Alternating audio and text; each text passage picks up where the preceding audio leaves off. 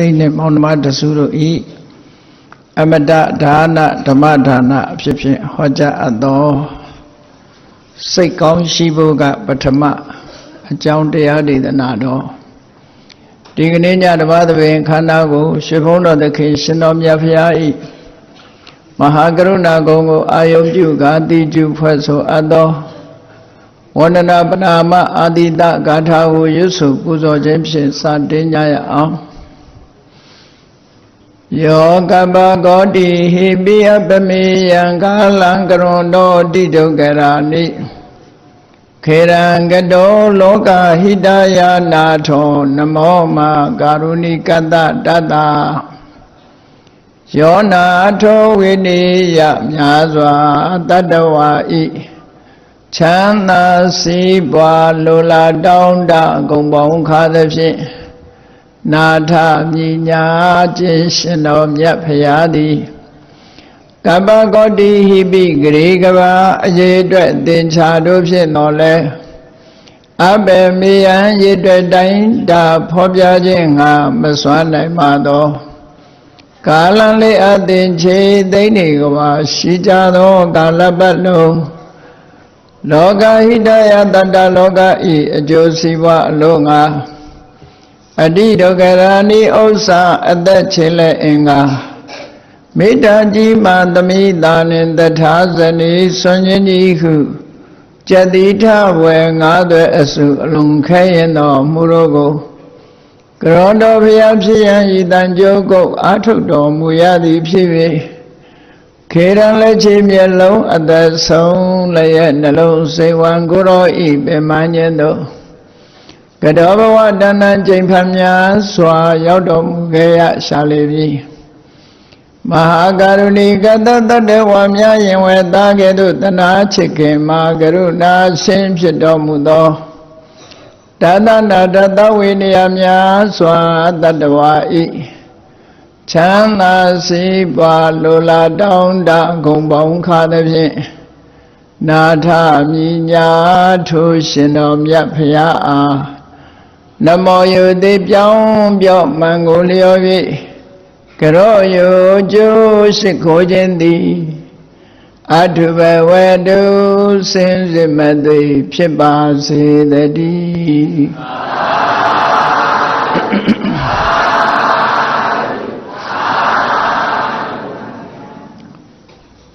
စိတ်ကောင်းရှိဖို့ကပထမမြန်မာနိုင်ငံမှာကျမ်းပေါင်းများစွာပြုစုပြီးပရိယတ္တိစာသင်သားတွေအတွက်အကျိုးပြုသွားတဲ့အမရဗုဒ္ဓမဟာကန္တာယုဆရာတော်ဘုရားကြီးရဲ့ကျောင်းတိုက်မှာမိမိရဲ့တပည့်တန်ဃာတွေလိုက်နာဖို့ဆိုပြီးတော့အချက်10ချက်ရေးဆွဲသတ်မှတ်ထားတဲ့ထဲကစိတ်ကောင်းရှိဖို့ကပထမဒါကိုဆရာတော်ကြီးကအလေးနဲ့ထားပြီးတော့တန်ဃာတော်တွေလူတွေရဲ့လေးစားတိုက်တဲ့အနေအထားမျိုးတွေရောက်အောင်ဘုရားမြတ်စွာရဲ့တပည့်တာဝကတို့ရဲ့ဂုဏ်ကိုဆောင်းနိုင်အောင်လို့ဆိုပြီးတော့အချက်10ချက်စီမင်းစည်းကမ်းချမှတ်ပြီးတော့ပေးထားတယ်ဒါကြောင့်မို့မရဗုဒ္ဓမဟာကန္တာယုဆိုတာမြန်မာနိုင်ငံမှာစံပြအကြောင်းတိုက်တိုက်ဖြစ်လာခဲ့အဲ့ဒီမှာဆရာတော်ကြီးသုံးထားတဲ့စကားလုံးလေးကအလုံးမှန်ကန်တယ်ကျောင်းတိုက်တိုက်တာမကစိတ်ကောင်းရှိဖို့ကပထမလို့ဆိုတာကျောင်းတိုက်တိုက်တင်မဟုတ်ဘူးမြို့တစ်မြို့ခရိုင်တစ်ခုတိုင်းဒေသကြီးတစ်ခုကပ်ပြီးတော့နိုင်ငံတော်ထိအောင်စိတ်ကောင်းရှိဖို့ကပထမဆိုတာမတ္တမမှန်ကန်ပါတယ်အရာခသိန်းဟာဘာပဲလုပ်လို့စိတ်ကောင်းတဲ့လုံးမနောက်ကလာတဲ့လှုပ်ဆောင်ချက်တွေဟာမှန်ကန်မှုရှိတာအရာခသိန်းစိတ်နဲ့ရှေးဥစွာစဉ်းစားကြံစည်တွေးတောပြီးတော့မှ နှုတ်ကလည်းထုတ်ပြောတယ်ကိုယ်ဒီလျောက်လည်းလှုပ်တယ်လို့ဆိုတော့စိတ်ကောင်းမရှိဘူးဆိုရင်ပြောသမျှစကားအမှားလှုပ်သမျှအလုပ်တွေလည်းအမှားပဲဖြစ်မှာပဲဒါကြောင့်ဆရာတော်ကြီးကတော့သူကျောင်းတိုင်းနေတပည့်တန်ဃာတွေလိုက်နာဖို့ဆိုပြီးတော့ချက်ဆက်ချက်ရေးဆွဲပြီးတော့ထားတာစိတ်ကောင်းရှိဖို့ကပထမတဲ့ဝီနီးလေးစားဖို့ကဒုတိယတဲ့ကျမ်းမာဖို့ကတတိယတန်ရှင်းဖို့ကစတုထအဝတ်စားတတ်ဖို့ကပင်စမလူယဉ်ကျေးမှုဆိုတဲ့ထဲမှာဝတ်စားဆင်မှုကလည်းရေးကြည့်တာပဲဟောဝတ်စားဆင်မှုရေးကြည့်တယ်မြန်မာနိုင်ငံမှာရှိကြတဲ့ပုဂ္ဂိုလ်တွေလည်းမိမိတို့ရဲ့လူမျိုးရဲ့ဂုဏ်သိက္ခာထောက်ထားပြီးတော့ဝတ်တတ်စားတတ်ဖို့တမန်အဖြစ်တော့လူတွေကထင်တယ်တို့ဝတ်တတ်တယ်လို့ထင်ကောင်းထင်လိုက်ပဲသို့တော့ကြက်တည်ရှိအောင်ဝတ်တတ်ဖို့လိုတယ်ပေါ့နော်တန်ဃာတွေအနေနဲ့ကလည်းပဲဒီဟာကအဝတ်အစားတတ်ဖို့ဆိုတာဝတ်စားတတ်ဖို့ဝတ်စားဆင်တတ်ဖို့ဒါဟာအမတ္တမအရေးကြီးဝတ်စားမတတ်ဘူးဆိုလို့ရှိရင်မြန်မာစကားတောင်မှကောင်းတဲ့အဓိပ္ပာယ်ကိုမပြောဘူးလေဒါကြောင့်မို့လို့ well dressed ဆိုတဲ့တတ်တတ်ရရဝတ်တတ်စားတတ်မှုဟာလူမျိုးတစ်မျိုးရဲ့လူရဲ့ဂုဏ်သိက္ခာ dignity လို့ဒီလိုပြောလို့ရတယ်တတ်တတ်ရရဝတ်တတ်စားရတယ်ငယ်ငယ်တော့ကြားဘူးတယ်မြန်မာနိုင်ငံကိုလာရောက်အုပ်ချုပ်သွားတဲ့အင်္ဂလိပ်တွေမြန်မာပြည်ကလူတွေသူတို့ကိုလေးစားအောင်လို့ဆိုပြီးတော့ဒီလူတွေဟာတမင်္ဂလာကိုအမြဲတမ်းခေါင်းကိုတတ်တတ်ရဖီးတယ်ဝတ်စားဆင်မှုတမင်တကာလှုပ်တယ်လို့ကြားဘူးတယ်ငယ်ငယ်တော့ကြားဘူးတယ်နော်အမြဲတမ်းတတ်တတ်ရဝတ်စားထားပြီဘယ်တော့ကြည့်လိုက်တတ်တတ်ရနဲ့တေတတ်တတ်ဝတ်စားအဲ့ဒီဝတ်စားဆင်မှုစနစ်ကြလို့ရှိရင်လေလူကလေးစားလာတာဟုတ်ဒီလိုဆိုလို့တာသူတို့နိုင်ငံရှိတဲ့အင်္ဂလိပ်တွေကတော့ကိုယ့်ကဝတ်ချင်လေဝတ်ထားသို့တော့မြန်မာနိုင်ငံလာပြီးတော့နေတဲ့အင်္ဂလိပ်တွေကြတော့ဝတ်စားဆင်မှုကိုထူးသတိထားတယ်ဒီစကားကိုငယ်ငယ်ရကြားခဲ့ဘူးလားဟုတ်မဟုတ်တော့အဲ့ဒီခေတ်ကအရွယ်ရောက်တဲ့လူတွေသိကြမှာပေါ့ဒါကြောင့်မို့ဆရာတော်ကြီးကလည်းသူကျောင်းတိုက်ကတန်ဃာတွေကိုဆုံးမတဲ့အနေနဲ့အဝတ်စားတတ်ဖို့ကပင်စမတယ်နောက်တစ်ခုကဘာလို့ဆိုအနေထိုင်တတ်ဖို့ကသတ္တမလူတွေအနေထိုင်တတ်ဖို့ကလည်းလိုသေးတာနော်အနေထိုင်မတတ်ရင်မကောင်းတော့အပြစ်ဆိုစရာတွေဖြစ်တယ်ပေါ့နေထိုင်လည်းတတ်ရမယ်နေတတ်ထိုင်တတ်ရှိရမယ်ဒါလို့ဆိုတာပေါ့နောက်တစ်ခုကတော့အပြောဆိုတတ်ဖို့ကတတ္တမပြောတတ်ဆိုရမယ်လိမ္မာရင်ကျေးစွာပြောတတ်ဆိုတတ်ဖို့လိုအပ်တယ်မြန်မာစကားမှာရှိတယ်လေအပြောမတတ်ရင်ဆဲတယ်လို့ဆိုတာရှိတယ်နော်အပြောမတတ်ရင်ဆဲတယ်လို့အဲ့ဒါလို့ပြောတတ်ဆိုတတ်လာပြီဆိုလို့ရှိရင်လူတိုင်းကလေးစားရတဲ့အနေအထားမျိုးရောက်တယ်ဒါမှမဟုတ်ပြောတတ်ဆိုတတ်လို့ဆိုတာအသွားလာတတ်ဖို့ကအထမတယ်တေတတ်သွားတတ်လာတတ်ရမယ်တမန်အပြင်လူတွေကငါတို့သွားရတာပဲလာရတာပဲလို့ဒီလိုတော့ထင်ကောင်းထင်လိုက်သို့တော့လူရင်ကျေးတွေအနေနဲ့သွားရလာတတ်ရမယ်လို့ဆိုတာပေါ့နောက်စီကံလိုက်နာဖို့ကနဝမတိုင်းပြည်တစ်ပြည်မှာလည်းပဲစီကံဆိုတာရှိတာအဲ့ဒီစီကံကိုလိုက်နာဖို့ဆိုတာဓမ္မအရေးကြီးတာမြန်မာနိုင်ငံရန်ကုန်မြို့ကလူတွေလည်းသိမှာပေါ့မီး point ဆိုတာတွေပြထားတာရှိတယ်မီး point ဆိုတာ traffic law လို့ပဲခေါ်တာရင်နဲ့သွားတဲ့လူတိုင်းလိုက်နာမှာမီးစိတ်ပြထားတာလိုက်နာမီးနီပြထားရင်မသွားရဘူးဆိုတဲ့လိုက်နာမှုပဲအဲ့ဒီလိုက်နာမှုစီကံဖောက်ဖျက်မယ်ဆိုလို့ရှိရင်တော့ ဒီလောက်အသေးဖွဲစီကံလေးတောင်မလိုက်နာဘူးဆိုရင်ကြီးတဲ့စီကံတွေသူကလိုက်မှာမဟုတ်ဘူးနောက်တစ်ခါလမ်းဘေးမှာအနီနဲ့အဖြူကြားပြီးတော့ပလက်ဖောင်းတွေမှာဆွဲထားတာအလှဆွဲတာမှမဟုတ်တာအနီနဲ့အဖြူရစ်ထားတဲ့နေရာဆိုလို့ရှိရင်ကာမရရဆိုတဲ့အဓိပ္ပာယ်ရတယ်လို့သိရတယ်သို့တော်လည်းဘယ်လိုပဲအနီအဖြူတာတာရချင်ရတဲ့ဆိုတာဒါ traffic law ကိုမလိုက်နာတာလို့ခေါ်တယ်အနဲ့နဲ့အဝါလောက်ထားလို့ရှိရင်ကားရနိုင်တယ်ဆိုတဲ့အဓိပ္ပာယ်ရတယ်တခါဘုန်းကြီးတို့ခရီးသွားတဲ့အခါကားနဲ့သွားတိုင်းတတိထားကြည့်မိတယ်ဒီပြင်နေရာတော့ထည့်မပြောပါဘူးရန်ကုန်မြို့ပဲထည့်ပြောရမယ်ဆိုလမ်းလက်ကောင်မှာမြင်းသေးဆိုတာဆွဲထားတာရှိတယ်အဖြူကြောင်ကြီးတစ်ဆက်တည်းဆွဲထားရင်ဒါကိုမြင်းသေးလို့ခေါ်တယ်အဲ့ဒီမြင်းသေးဟာဟိုဘက်ဒီဘက်မကူးရဘူးဆိုတဲ့ဥပဒေပဲဒါလည်းလောပဲနော်ဒီဥပဒေကိုလည်းလိုက်နာမယ်ဆိုလို့ရှိရင်မတော်သဆဆိုတာဖြစ်ဖို့မနမနဲသွားတယ်လူတိုင်းစီကံနဲ့နေကြမယ်ဆိုရင်တော်သဆအဲ့ဒီမြင်းတွေမှာနှစ်ထပ်မြင်းဆိုပြီးတော့ဆွဲထားရလဲရှိသေးတယ်မြင်းတွေနှစ်ထပ်ဆိုရင်ဟိုဘက်ကလည်းတစ်ဖက်ကိုပြောင်းလို့မရဘူးတစ်ဖက်ကလည်းဟိုဘက်တစ်ဖက်ကိုပြောင်းလို့မရဘူးတခါကျတော့နှစ်ထပ်မြင်းမှာတစ်ဖက်ကျတော့အသေးမဟုတ်ဘူးတစ်ဖက်ကအသေးလောက်ထားတာရှိတယ်ဟိုဘက်ကားကဒီဘက်ကူးခြင်းကူးလို့ရတယ်ဆိုတဲ့အဓိပ္ပာယ်ကိုဘုန်းကြီးတို့တော့အဲ့လိုနားလဲတယ်ပေါ့နော်အဲ့လိုနားလဲတယ်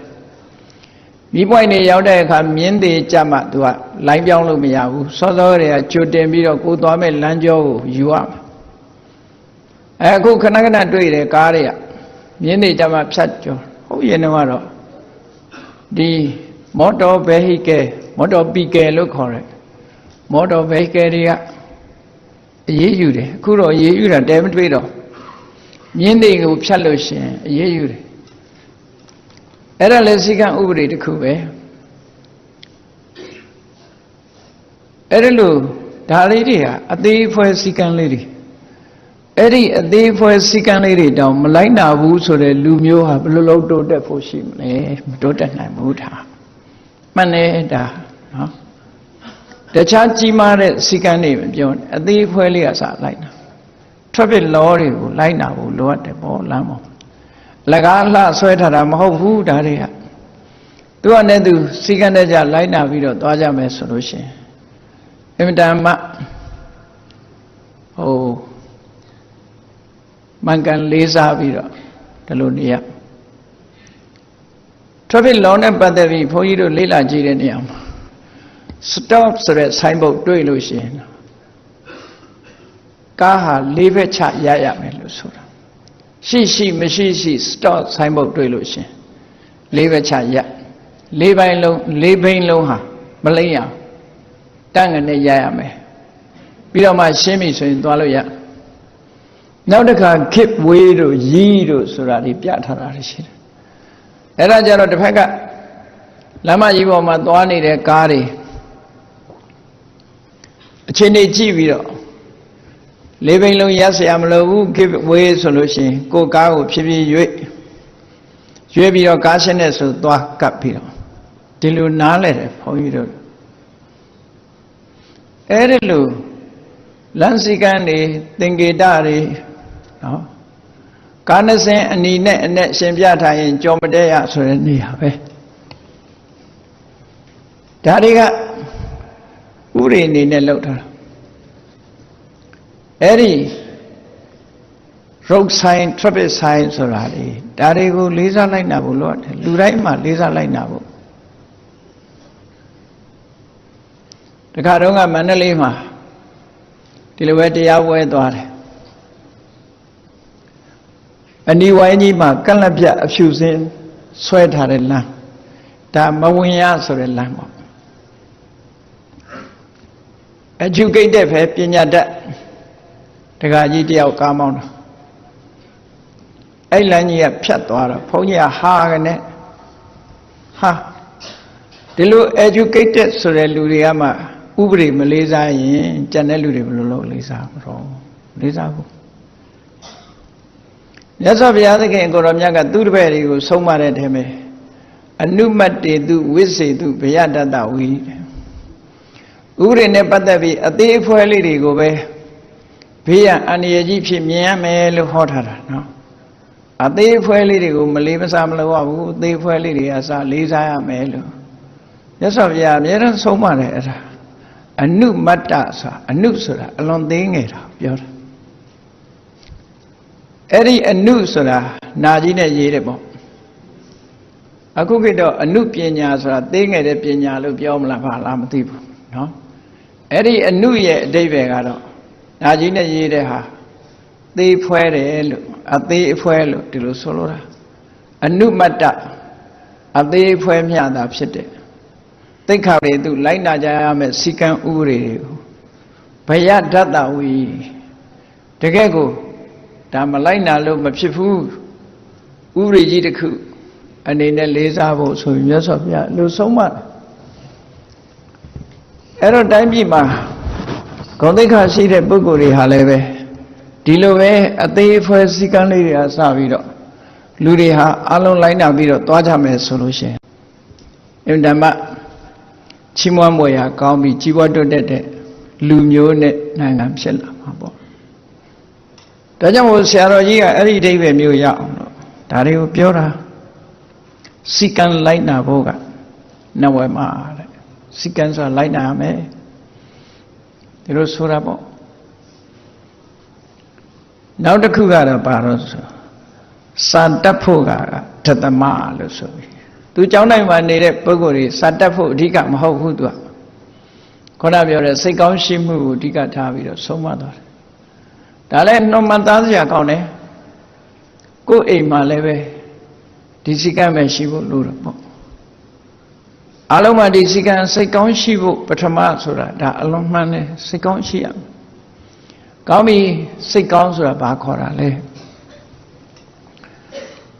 စိတ်ဆိုတဲ့စကားလုံးနဲ့ပတ်သက်ပြီးတော့စိတ်တတဲ့ဝိညာဏတဲ့မနတဲ့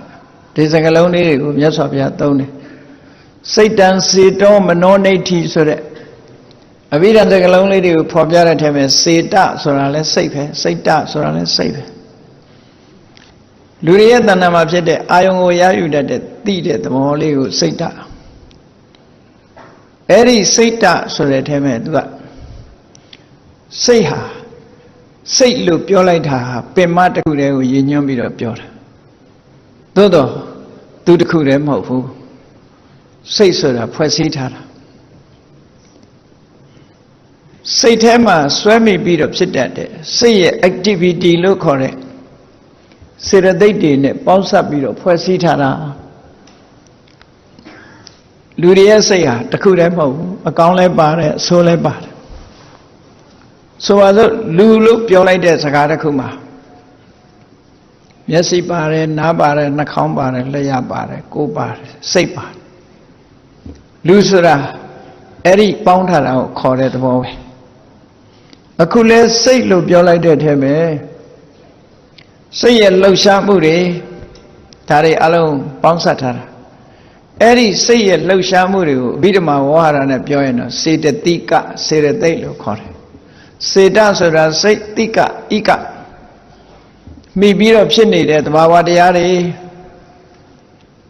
အဝဝထားလို့ရှင်ဒီအယောင်ဆိုတာအဝတ်ပေါ်မှာမှီးနေတဲ့အရာဖြစ်တယ်ပေါ့ကာလာဆိုတာအဝတ်ပေါ်မှာမှီးနေတယ်အဲ့ဒါလိုပဲစိတ်ကိုမှီပြီးတော့နေတဲ့သဘာဝတရားတွေကိုစေတသိက်လို့ခေါ်တာစိတ်နဲ့စေတသိက်ဟာခွဲမရလောက်အောင်ရှင်တွဲပြီးတော့နေတယ်24ပစ္စည်းထဲမှာတမ္ပယုတ်တပစ္စယောဆိုတာခွဲလို့မရအောင်တခုတည်းလို့ထင်ရလောက်အောင်ရှင်တွဲထားတယ်ဘယ်လိုရှင်တွဲတာတုံးလို့ဆိုဖြစ်ပေါ်တဲ့နေရာလည်းတစ်ခုတည်းဥတီချက်ကလည်းတစ်ခုတည်းဥတီချက်အာယုံကလည်းတစ်ခုတည်းနော်ဖြစ်ပေါ်တဲ့နေရာကတစ်ခုတည်းဥတီချက်အာယုံကလည်းတစ်ခုတည်းဖြစ်ပြန်တော့လေတပြိုင်နဲ့ပြတ်သွားပြန်တော့လေတပြိုင်နဲ့ဟာဒီလိုဆိုတော့နှစ်ခုသုံးခုလို့ဘယ်သူမှမထင်ဘူးတစ်ခုတည်းလို့ထင်အဲ့ဒါလောက်တ တူညီတဲ့အနေထားဖွဲ့စည်းထားတဲ့အရာမို့တစ်ခုတည်းလို့ပြောတာလူဆိုတာလည်းကြည့်ဘယ်သွားတော့မျက်စိကလည်းပါလာမှာပဲနားကလည်းပါနေမှာပဲနှာခေါင်းကလည်းပါမှာလျှာကိုယ်စိတ်ကလည်းပါနေမှာခွဲထားခဲ့လို့ရတဲ့အရာမဟုတ်ဘူးပေါ့အဲ့ဒါလိုပဲစိတ်ဆိုတဲ့ထဲမှာလည်းစိတ်ကိုမှီပြီးတော့ဖြစ်နေတဲ့စေတသိက်တရားတွေအလုံးဟာတညီတဲ့တူတူပါပြီးတော့နေကြတယ်အဲ့တော့ဒါတွေကခွဲထုတ်လို့ရလားလို့ဆိုခွဲထုတ်လို့ရတယ်စိတ်ဆိုဒီမှာအဖြူတယ်တတ်တတ်မြတာဖြစ်တယ်စိတ်ကိုမှီပြီးတော့ဖြစ်နေတဲ့သဘာဝတရားတွေကြတော့အဆိုးနဲ့အကောင်နှစ်ခုရှိတယ်အဆိုးနဲ့အကောင်နှစ်ခုရှိတယ်အဆိုးကိုဖယ်ရှားပြီးအကောင်ကိုလက်ခံလို့ရှိရင်စိတ်ကောင်းလို့ခေါ်တာပဲအဆိုးတွေနဲ့တွဲနေတဲ့စိတ်ကိုတော့စိတ်ယုံမှလို့ခေါ်တာတကယ်ကစိတ်ကယုံမှတာမဟုတ်ဘူးသူနဲ့တွဲဖက်နေတဲ့အရာတွေကယုံမှအဲ့တော့အကောင်နဲ့အဆိုးနှစ်ခုခွဲတာနော်ဝိညာဏလိုပဲခေါ်မနလိုပဲခေါ်ဒီသဘာဝတရားတွေဟာပေါင်းစပ်ထားတဲ့အရာတစ်ခုရဲ့အမြင်မျှတာဖြစ်ပြီးတော့ခွဲထုတ်လို့ရတဲ့အနေအထားမျိုးမှာရှိတယ်မိမိတို့ဝတ်တဲ့အဝတ်တစ်ခုမှကြည့်ဆိုးထားတဲ့ကာလဟာခွဲထုတ်ပြလို့ရတဲ့အရာသာဖြစ်တယ်ပေါ့အညစ်အကြေးဆိုတာလဲခွဲထုတ်လို့ရခွဲထုတ်လို့ရတဲ့အရာတွေဖြစ်လို့မကောင်းတာတွေကိုခွဲထုတ်ပြပြီးတော့ကောင်းတာတွေကိုပေါင်းစပ်ပေးထားဖို့ဒီလိုဆိုတာပေါ့အဲ့ဒီစိတ်ကလေးဟာသူ့အတူဖြစ်လာတာလားလူတွေရဲ့အုံနောက်ထဲမှာအမြဲရှိနေတာလားသို့မဟုတ်နှလုံးသားထဲမှာအမြဲရှိနေတာလားဆိုတော့ဘယ်နေရာမှအမြဲမရှိဘူးလို့ပြောတယ်ဖြစ်နိုင်တဲ့အနေအထားတစ်ခုသူကတစ်ဖက်ကပြောမယ်ဆိုရင်ရှိနေတဲ့အရှိတရားမဟုတ်ဘူးအကြောင်းကိုမှီပြီးတော့ဖြစ်တဲ့အဖြစ်တရားများတာဖြစ်တယ်ပေါ့ရှိနေတဲ့အရှိတရားဆိုတာသူကသူရှိတာအကြောင်းမပါဘဲနဲ့ရှိနေမှာပဲဒါရှိတယ်အဖြစ်တရားလို့ဘာကြောင့်ပြောရလဲမြတ်စွာဘုရားကိုယ်တိုင်ကဝိညာဏံပဋိစ္စသမုပ္ပန္နံနဲ့ပညာတို့တင်ညာတို့နဲ့မတူတဲ့ထူးခြားတဲ့အသိရှိတဲ့စိတ်ဟာပဋိစ္စသမုပ္ပန္နံဆံရအကြောင်းတစ်ခုကိုမှီပြီးတော့မှဖြစ်လာတဲ့တရားသင်္ခတကြောင်းတရားတွေကပေါင်းစပ်ပြီးတော့လှုပ်ထားတဲ့တရားလို့ဒီလိုဆိုတော့စိတ်ကိုအရှိတရားလို့မပြောဘဲနဲ့အဖြစ်တရားလို့ပြောတာဟာမြတ်စွာဘုရားအာဘော်နဲ့ကိုင်းညီတယ်လို့ဒီလိုပြောအရှိတရားလို့ပြောလို့ရှိရင်တော့ဖြစ်ပေါ်လာတဲ့အခိုက်အတန့်ကိုကြည့်ပြီးတော့ဖြည့်တယ်လို့ပြောရတာအိမ်ထဲမှာလူရှိနေတယ်ဟုတ်တယ်လူရှိနေလို့ရှိရင်အိမ်နေတာပဲဖြစ်ဖြစ်ထိုင်းနေတာပဲဖြစ်ဖြစ်တခုလုံးနေတာပဲဖြစ်ဖြစ်အိမ်ထဲလူရှိလားဆိုရှိတယ်နော်အဲ့တော့ရှိတာမရှိတာကအကြောင်းကြောင့်ဖြစ်နေတဲ့အရာမဟုတ်ဘူးစိတ်ကြတော့အဲ့လိုမဟုတ်ဘူးရှိနေတာလားလို့ဆိုဖြစ်လာပြီးတဲ့နောက်ကိုကြည့်မယ်ဆိုရင်အရှိလို့ပြောရသို့တော့အဲ့ဒီရှိလာခြင်းဟာသူကသူရှိနေတာလားလို့ဆိုမဟုတ်ဘူးအကြောင်းတိုက်ဆိုင်လို့ဖြစ်လာတာမျှတာဖြစ်တယ်ဒါကြောင့်အဖြစ်တရားလို့လည်းပြောလို့ရတယ်ဝိညာဏံပဋိစ္စသမုပ္ပန္နပဋိစ္စအကြောင်းတစ်ခုကိုဆွဲမိပြီးတော့မှသမုပ္ပန္နဖြစ်ပေါ်လာတဲ့တရားလို့ဒါဖြင့်ဘာကိုမှီဖြစ်တာတုံးလို့ဆိုဝတ္ထုနဲ့အာယုံဝတ္ထုလို့ဆိုတော့စာလိုစကားပြောရတဲ့အခါကျတော့ဝတ္ထုဆိုတာဘာခေါ်တာတုံးဆိုစိတ်ဖြစ်ပေါ်လာတဲ့နေရာကိုဝတ္ထုလို့ခေါ်တယ်နော်တိယဝတ္ထုမိယဝတ္ထုစိတ်ဟာအမိမရှိဘဲတော့မဖြစ်ဘူးအမိရှိရဥပမာမဲ့စီတန်ဟာစီမျက်နှာပြင်ဟာထွက်လာစောင်းတန်ဟာစောင်းကြိုးကနေဖြစ်တယ်ဒါသူ့ရဲ့မိယာလို့ပြောရတယ်မိယာလို့ပြောတာအာယုံဆိုတာတော့ဒီမိယာကိုလာပြီးတော့ထင်ဟပ်တဲ့အရာကိုအာယုံလို့ခေါ်တယ်အဲ့ဒီဝတ္ထုနဲ့အာယုံဝတ္ထုဆိုတာစိတ်ဖြစ်ဖို့ရအတွက်မိယာဝတ္ထုဆိုတာဘာတွေတုံးဆိုမျက်စိရယ်နားရယ်နှာခေါင်းရယ်လျှာရယ် ကိုယ်ရဲ့စိတ်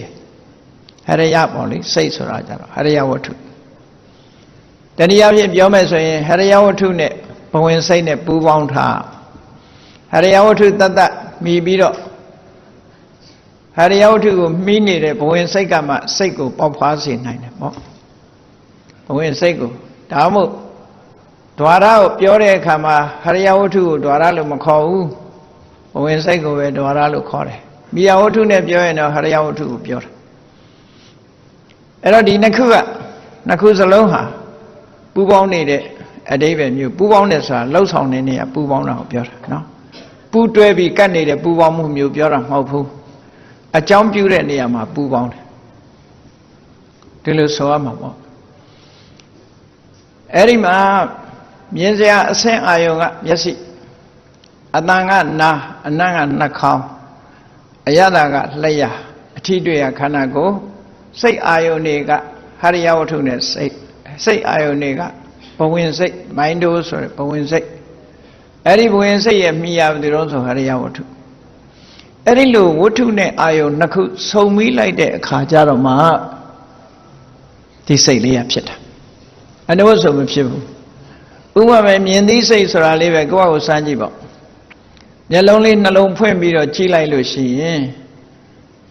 မိမိမျက်လုံးထဲမှာအဆင်းအာယုံတစ်ခုထင်းလာတယ်မျက်လုံးရဲ့အဆင်းအာယုံရဲ့ဒီနှစ်ခုတိုက်ခတ်မှုကိုအကြောင်းပြုပြီးတော့မြင်သိစိတ်ဆိုတာပေါ်လာတာလေဒါဝယ်မြတ်စွာဘုရားကလည်းသုတ္တံပါဠိတွေမှာတော်တော်များများဟောတယ်သက္ခုံစပတိစဥပ္ပိရူပေစဥပ္ပိစတိသက္ခုဝိညာဏံလို့ဒီလိုဟောတာသက္ခုံစပတိစရူပေစမျက်စိနဲ့အဆင်းကိုဆွဲမိပြီးတော့မှသက္ခုဝိညာဏမြင်သိစိတ်ကလေးဆိုတာဥပ္ပိစတိဖြစ်ပေါ်လာရတယ်လို့ဒီလိုပြောတာနော်အဲ့ဒီတိုင်းပဲနောက်ဆုံးဟာမနင်းစဓမ္မေစမနင်းစပတိစဓမ္မေစဥပ္ပိစတိမနောဝိညာဏဒီမှာမနင်းစလို့ဆိုတဲ့နေရာမှာဟရိယဝုထုံစလို့မဆိုဘူးဆိုတာကိုသတိထားဖို့လိုတယ်ဘဝင်စိတ်ဟာစိတ်ဖြစ်ဖို့အတွက်အဓိကဖြစ်တယ်အဲ့ဒါကြောင့်မို့မနင်းစပဋိစ္စဓမ္မေစဘဝင်စိတ်လေးရဲ့ထင်ဟပ်လာတဲ့အာယုံရဲ့အဲ့ဒီနှစ်ခုပေါင်းစပ်လိုက်တဲ့အခါမှာမနောဝိညာဉ်ဆိုတဲ့မျက်စိနာနာလျာကိုယ်တို့နဲ့မဆက်ဆက်တဲ့စိတ်တစ်ခုဟာဖြစ်ပေါ်လာတယ်လို့ဒါကြောင့်မို့စိတ်ဟာဖြစ်တရားအဲ့လိုဖြစ်တဲ့အခါမှာတွဲဖက်ပါလာတဲ့အရာတွေအများကြီးပဲအဲ့ဒါကြောင့်မို့စိတ်လေးတစ်ခုကိုစိတ်ကောင်းစိတ်မကောင်းလို့စိတ်ကောင်းတဲ့စိတ်ယုံမှလို့ဆိုတာဟာကောင်းတာတွေနဲ့ပေါင်းလို့ရှိရင်အကောင်းမကောင်းတာတွေနဲ့ပေါင်းလို့ရှိရင်မကောင်းဖြစ်တယ်ဥပမာပဲတဘာဝပဲကြည့်ငပြောဘက်ကလေးဖြစ်ဖြစ်ဖက်ရွက်ကလေးဖြစ်ဖြစ်နန်းကြီးငပြောရက်ဘာနာမှသိမရှိဘူးမွေးတာလည်းမဟုတ်နန်းတာလည်းမဟုတ်သို့တော့အဲ့ဒီငပြောရက်ကလေးကိုငပြောရက်ကလေးမှာငပိထုတ်လိုက်မယ်ဆိုရင်ဘယ်လိုဖြစ်သွားငပိနန်းသွားငပြောရက်ကငပိစော်နန်းလိုက်တာနဲ့ပြောကြမှာလေဒါဖြင့်အဲ့ဒီမှာစပယ်ပန်းလေးထုတ်လိုက်မယ်ဆိုရင်ဘာဖြစ်သွားဟောမွေးအဲ့ဒီသဘောကိုမှတ်ထားဖို့ပဲစိတ်ကငပြောရွက်လို့ပဲနော်ငပိထုတ်တဲ့အခါမှာစိတ်ယုံမှဖြစ်သွားတယ်နန်းတယ်ဆိုးတယ်စပယ်ပန်းထုတ်တဲ့အခါမှာမှုေးတယ်အမွှေးတွေကူးသွားတယ်အဲ့တော့စိတ်ကိုပြောကြတဲ့အခါမှာစိတ်ကောင်းဆိုတာဘာဖြစ်လို့စိတ်ကောင်းခေါ်လဲစိတ်ကောင်းရှင်စိတ်မကောင်းလည်းရှိတယ်စိတ်ကောင်းတဲ့စိတ်ယုံမှပေါ့ဒီလိုဆိုတာအဲ့တော့စိတ်ကောင်းဆိုတာမကောင်းတာတွေမပါတဲ့ဟာကိုခေါ်တာမွေးကြိုင်တဲ့ဖက်ရွက်ဆိုတာအမွှေးနန္နာတွေနဲ့ပြည့်စုံတဲ့ဖက်ရွက်ပဲငပိထုတ်လို့ငပိစော်နန်းတဲ့ဖက်ရွက်ကြတော့မကောင်းတဲ့ဟာလို့ဒီလိုခေါ်တာပဲအဲ့ဒီသဘောပဲဘုန်းကြီးတို့တွေငပိနန်းနေတဲ့ဖက်ရွက်ကိုဆေးကြောတန့်စင်ပြလိုက်ရင်ရောအနတ်မပြောက်ဘူးလားပြောက်တာပဲဖယ်ရှားပြလို့ရတယ်ဒီလိုဆိုလို့လားဒီဖက်ရွက်ကလေးကတော့ကျန်းနေမှာပဲထို့တူပဲစိတ်မှလည်းအဆိုးတွေဖယ်ပြလို့ရတယ်အနံ့ကိုဖယ်ပြလိုက်တယ်လို့ပဲဖယ်လို့ရတယ်အမွှေးချိုင်ကတော့ဘယ်သူမှမဖယ်ဘူးသေချာပေါက်ဖယ်နော်မကောင်းတဲ့အနံ့သာဖယ်ဖို့ကြိုးစားကောင်းတာဘယ်သူမှ ကောင်းတာကြတော့မွေးထားမှာပေါ့လို့ဆိုဟုတ်ပြီဒါစိတ်ရဲ့သဘောကိုအဘိဓမ္မာအရာအနည်းငယ်သဘောပေါက်အောင်ရှင်းပြတာမြတ်စွာဘုရားကဟောတယ်စိတ်တွေတန်ကိလေထေဒုက္ကတိပါတိကင်္ခါစိတ်ကလေးညင်နွမ်းနေလို့ရှိရင်အခြေအနေဆိုးလိုက်မယ်အခြေအနေဆိုးကိုပဲမျှော်လင့်ရမယ်စိတ်တွေဝိတုဒ္ဓေဒုက္ကတိပါတိကင်္ခါစိတ်လေးဖြူစင်းနေလို့ရှိရင်အကောင်းကိုပဲမျှော်လင့်လို့ရမယ်လို့ဟောဒီ line 2 line ကိုဒီလိုပေးတာဒါနိယမကိုဟောတာမြတ်စွာဘုရားမကောင်းတာတွေနဲ့ပေါင်းတဲ့စိတ်သည်အဆိုးဘက်ကိုသွားလိုက်မယ်ကောင်းတာတွေနဲ့ပေါင်းတဲ့စိတ်သည်အကောင်းဘက်ကိုသွားလိုက်မယ်အဲ့ဒါကြောင့်မို့လို့စိတ်ကောင်းရှိဖို့ကပထမလို့ဆိုတာဘာဖြစ်လို့ပထမနေရာမှာထားရတော့လို့ဆိုမကောင်းတဲ့စိတ်ကလေးဝင်လာလိုက်တာနဲ့တပြိုင်နက်ဘာဖြစ်လဲမကောင်းတဲ့အတွေ့အရင်တွေးမှာပဲမကောင်းတဲ့အတွေ့အရင်တွေးမယ်မကောင်းတဲ့အတွေ့တွေးထားတဲ့ပုဂ္ဂိုလ်ကကောင်းတဲ့စကားပြောပါမလားမကောင်းတာတွေးလို့ရှိရင်မကောင်းတာပဲပြောမယ်သူလမ်းကြောင်းကဒီဘက်ရောက်သွားတယ်အေးမကောင်းတာပြောတဲ့လူကအကောင်းလုံးမလားမလုပ်ဘူးမကောင်းတာပဲလုပ်မယ်ဆိုဟောမကောင်းတဲ့လိုက်မဲ့ရောက်သွားတာစိတ်လေးကကောင်းတယ်စိတ်ကောင်းရှိဖို့ပထမစိတ်ကလေးကကောင်းတယ်ဆိုလို့ရှိရင်တော့ကောင်းတဲ့အတွေ့တွေးလာတယ်ကောင်းတဲ့အတွေ့တွေးလာသည့်အတွက်ကြောင့်ကောင်းတဲ့အပြောမှာပဲကောင်းတဲ့အလုပ်ကိုလုပ်မှာပဲအဲ့ဒီလို2 line ရှိတယ်ဆိုတာကိုယ့်ကိုယ် check in လုပ်ဖို့ပဲနော်ကိုယ့်ကိုယ်ဒီအမြဲတမ်းစီးတာထားဖို့လို့ငါစိတ်လေးဟာကောင်းတွေးနာလားအဆိုးတွေးနာလားငါစိတ်ဟာစိတ်ကောင်းလားစိတ်ဆိုးလားဆိုတာစိတ်ယုံမှလားဆိုတာဆင်ញင်စဉ်းစားတတ်ပါအဲ့ဒါလို့ဆင်ញင်စဉ်းစားတတ်မှအဆိုးဘက်ကိုမသွားအောင်ကောင်းဘက်လှည့်အောင်လုပ်ပြရမယ်ဒါက practice ပဲနော်လေ့ကျင့်တာအဲ့တော့မြတ်စွာဘုရားကစိတ်ရဲ့အဆိုးတရားတွေလို့ဆိုတာမနေ့ကဟောခဲ့တဲ့တရားတွေမှာထိုက်တဲ့လောက်ပြောထားပြီးပြီပေါ့နော်စိတ်ရဲ့အဆိုးတရားတွေဖယ်ရှားလိုက်ရင်စိတ်ကောင်းဒီနေရာမှာစိတ်ကောင်းရှိဖို့ကပထမလို့ဆိုတဲ့ဆရာတော်ကြီးဆိုလိုတဲ့စိတ်ကောင်းဆိုဒီမှာအခြေခံအားဖြင့်ပြောမယ်ဆိုရင်သူများပေါ်မှာယုံရတဲ့စိတ်မရှိဘူးရိုးသားတယ်ဖြောင့်မတ်တယ်သူများအကျိုးကိုလူလာတဲ့စိတ်မေတ္တာထားတယ်ကရုဏာထားတယ်မုဒိတာပွားတယ်ဒီစိတ်တွေကစိတ်ကောင်းတယ်လို့ပြောရမယ်အဲ့ဒါတွေနဲ့မေတ္တာကရုဏာမုဒိတာနဲ့ရှင်းလာတဲ့စိတ်လေးတွေစိတ်ကောင်းတရားတရားရှိတယ်ကုသိုလ်ကောင်းမှုပဲစိတ်ညွတ်တယ်စိတ်ကောင်းဟိရိရှိတယ်ဥတ္တပရှိတယ်မကောင်းတာလောကမှာရှက်တယ်မကောင်းတာလောကမှာကြောက်တယ်အဲ့ဒါနဲ့တွဲလာတဲ့စိတ်ဒီစိတ်ကောင်းအားလုံးလို့ကိုလို့ချင်တာလုံးမယ်ဘယ်သူဂယုဆိုင်ရမှာလဲဟောအာဟိရိကအနုတ္တပနော်လူတွေကပြောလို့ရှိကြတယ် I don't care တဲ့နော်အဲ့ဒါကိုပဲအဟုတ်လုပ်ပြီးတော့ I don't care လုပ်နေကြတာဟောဘယ်သူဂယုဆိုင်ရမှာလဲဆိုတဲ့ဟာလေးနဲ့ပြောကြအေးဘယ်သူမှဂယုမဆိုင်ချင်နေကိုယ့်ကိုယ်တော့ဂယုဆိုင်ရမှာပေါ့ကိုယ့်ကိုယ်တောင်ဂယုမဆိုင်ဘူးဆိုလို့ရှိရင်လူမိုက်ဖယ်လေလူမိုက်ဆိုတာဘာမှမသိလို့မိုက်တာကိုပြောတာခုခေတ်ကလည်းခက်တယ်မိုက်တယ်ဆိုတာကောင်းတယ်လို့ထင်နေကြတယ်လူကြီးတွေသွားပြီးဘာကြီးကတဲမိုက်ပါလားလို့ပြောတဲ့လူကရှိသေးတယ်နော်မိုက်တယ်ဆိုတာကောင်းတယ်အဓိပ္ပာယ်နဲ့ပြောနေကြပြန်တယ်ခုကမိုက်တယ်ဆိုတာမလင်းတာကိုပြောတာမလင်းဘူးဆိုတာအမှန်မမြင်ဘူးလို့ဆိုလိုတယ်နော်မိုက်တာရဲ့နောက်ကနေပြီးတော့တိတ်မိုက်မဲသွားတာမို့မိုက်မဲတယ်လို့ဒီလိုသုံးတာမကောင်းမဟုတ်ဘူးဘယ်ကနေကူးဆက်လာတယ်မသိပါဘူးဒီစကားတွေကနိုင်ငံသားတွေမှာလည်းပဲအခုကဒီဘန်းစကားဆိုတာတွေပြောတယ်လေသိကောင်းတာပဲဆို very bad လို့ပြောတယ်တဲ့နော်သိကောင်းတာပဲဆို very bad ပြောနေပြောမြန်ပြောတာကိုပဲအဟုတ်မှတ်ပြီးတော့ဘန်းစကားတွေစလိုဂန်တွေကလည်းပေါ်တယ်ခုခေတ်ကနော်ဟုတ်ပြီအဲ့တော့စိတ်ကောင်းဆိုဒီမှာတရားနဲ့ရှင်တွဲလာတဲ့စိတ်ဟိရိနဲ့ဥတ္တပနဲ့ရှင်တွဲလာတဲ့စိတ်တတိနဲ့ပညာနဲ့ရှင်တွဲလာတဲ့စိတ် ဒီစိတ်တွေဟာစိတ်ကောင်းနေလို့ဒီလိုဆိုသူများပေါ်အနိုင်ကျင့်တာမျိုးမရှိဘူးသူများဥစ္စာမတရားလိုချင်တာမရှိဘူးသူတော်ဘာသားမယားပြမှားလိုချင်တာမရှိဘူးကိုချင်းစားတယ်ကိုချင်းစားတဲ့စိတ်ကိုချင်းစားစိတ်ဆိုတာအတုပနာယိကလို့ခေါ်တယ်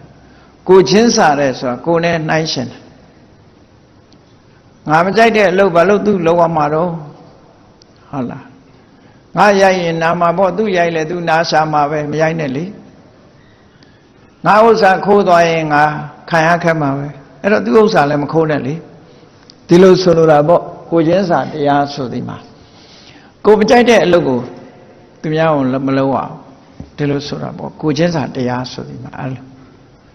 ကိုအနေနဲ့ကွန်ပျားလုပ်တာအဲ့ဒါတွေကစိတ်ကောင်းနေလို့ပြောရမှာကိုချင်းစာနာတာမရှိဘူးနော်ကိုချင်းစာနာစိတ်မရှိဘူးဘသူသေးသေးငတေမှာပြီးရောဆိုတဲ့စိတ်ထားမျိုးအရှက်မဲ့တဲ့စိတ်ထားမျိုးတရားတရားကင်းမဲ့တဲ့စိတ်ထားမျိုးပြောချင်ရပြောလှုပ်ချင်ရလှုပ်တဲ့စိတ်ထားမျိုးတွေဒါတွေကတော့စိတ်ယုံမှာလို့ဒီလိုပြောရမှာပဲအဲ့လိုဆိုလိုတာပေါ့အဲ့တော့စိတ်ကောင်းရှိဖို့ကသိအရေးကြီးတယ်ဆိုတာမြတ်စွာဘုရားဒေသနာတော်မှာလည်းပဲစိတ်ကောင်းမရှိဘူးဆိုရင်အပြောကောင်းအလုပ်ကောင်းမလာဘူးတဲ့မလာရင်ရစက်ကဘာလာတော့ဒုက္ခပဲမကောင်းတဲ့အကျိုးတွေလာမှာပဲမြတ်စွာဘုရားရဲ့ဒေသနာတော်အလွန်ရှင်းတယ်မနောပုပ္ပင်္ဂမဓမ္မတဲ့သဘာဝတရားတွေကိုစိတ်ကရှေ့ဆောင်နေတယ်စိတ်ကပဲရှေ့ဆောင်နေတယ်ဆိုပြီးတော့ဘုရားဟောတော့မနတစေပဒုဋ္ဌေနမကောင်းတာတွေ6ရုပ်ပြက်ဆင်းပြက်ဖြစ်နေတဲ့စိတ်သည်ပဒုဋ္ဌဆိုတာရုပ်ပြက်ဆင်းပြက်ဖြစ်မကောင်းတာတွေကြောင့်ရုပ်ပြက်ဆင်းပြက်ဖြစ်သွားတဲ့စိတ်ဟာအဲ့ဒီစိတ်နဲ့ဘာတတိဝါကရောတိဝါပြောလိုက်မယ်လုံးလိုက်မယ်ဆိုရင်တဲ့ဟုတ်တယ်ပဒုဋ္ဌစိတ်ဆိုတာပုံမှန်စိတ်မဟုတ်တော့ဘူးခုနလိုပဲငပြောဘက်ကလေးဟာမကောင်းတဲ့အနတ်နေနဲ့ဖြည့်ဆည်းထားတဘာဝအဖြစ်ငပြောဘက်လေးကယွန်စရာမကောင်းဘူးမကောင်းတဲ့အနတ်ရှိတဲ့အရာတွေနဲ့ပေါင်းလိုက်ရင်ငပြောဘက်ကလေးပါပြည့်ရတယ်အဲ့ဒါလိုပဲကိုယ်စိတ်ကလေးဟာမကောင်းတာတွေမိမိစိတ်ထဲမှာဝင်ရောက်လာပြီဆိုလို့ရှိရင်မနတာစေပဒုဋ္ဌေနာခေါင်းငပြောရက်ကိုငပိကဖြတ်လိုက်တာလို့ပဲလူရဲ့စိတ်ကိုလည်းမကောင်းတဲ့စိတ်ထဲမှာဖြစ်ပေါ်လာတဲ့အရာတွေကဖြတ်စည်းလိုက်တယ်